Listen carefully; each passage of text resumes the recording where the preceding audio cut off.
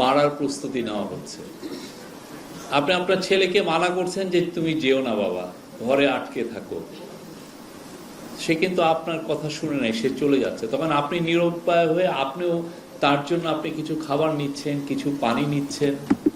যে ফ্রেন্ডটা সবচেয়ে বেশি নির্লিপ্ত ছিল মোবাইল ফোনের, এই যে আমরা বলতাম না এর একটা পোল্ট্রি চিকেন জেনারেশন, অনেকে খুব বাজেভাবে এই কথাগুলো বলতো, তো তারাও তো বের হয়ে আসছে। এই যে তরুণরা, এই তরুণরা তো এই যে একটা চেঞ্জ আসলো, এই যে রেভলিউশন হলো, এই পুরোটার নেতৃত্বে ছিল তরুণরা। এবং তরুণরা যেন আবার বাংলাদেশকে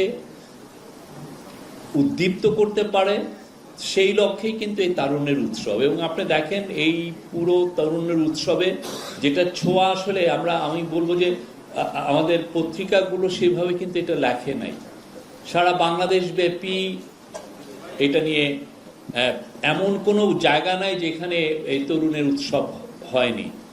সবচেয়ে যেটা রিমার্কেবল সেটা হচ্ছে আমরা 2900টা 2009 মোর দেন 2900 আমরা মেয়েদের গেম হয়েছে। মেয়েরা ক্রিকেট খেলেছে, মেয়েরা ফুটবল খেলেছে, মেয়েরা কাবাডি খেলেছে, মেয়েরা এবং যেগুলো আমরা খেলি না এই যে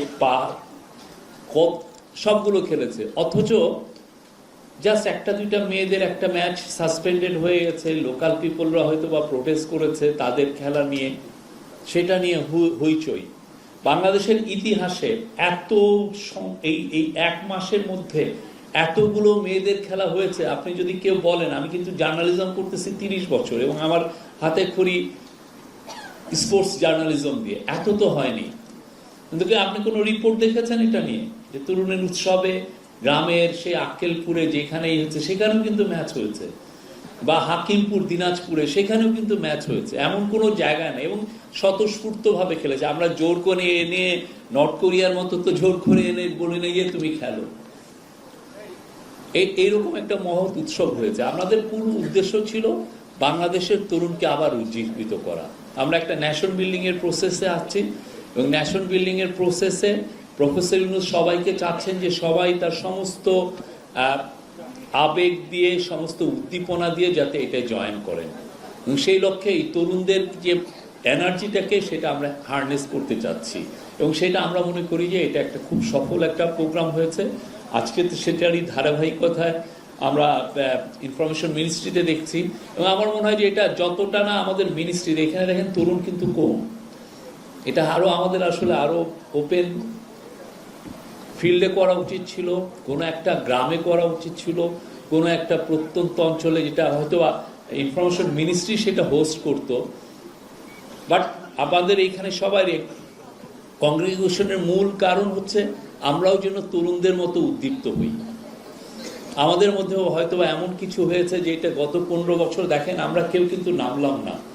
আমরা ওয়েট করতে হলো কিছু নাহিদের জন্য, কিছু আসিফের জন্য, কিছু মাহফুজদের জন্য, তারা আমাদেরকে নেতৃত্বে দিবে।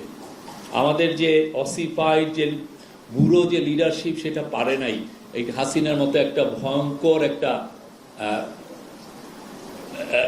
ডিক্টেটরশিপকে কনফ্রন্ট করতে। আমরা অনেকবার চেষ্টা করেছি, আপনাদের মনে আছে বারবার বড় বড় মিছিল হয়েছে নয়াপল্টনের সামনে বা পুরো ঢাকা জুড়ে, কিন্তু আমরা কেউ দাঁড়াতে পারিনি। একদিন হঠাৎ তরুণরা বললো যে আমরা দাঁড়াবো এবং দেখেন তারপরে কিভাবে চেঞ্জ এসছে।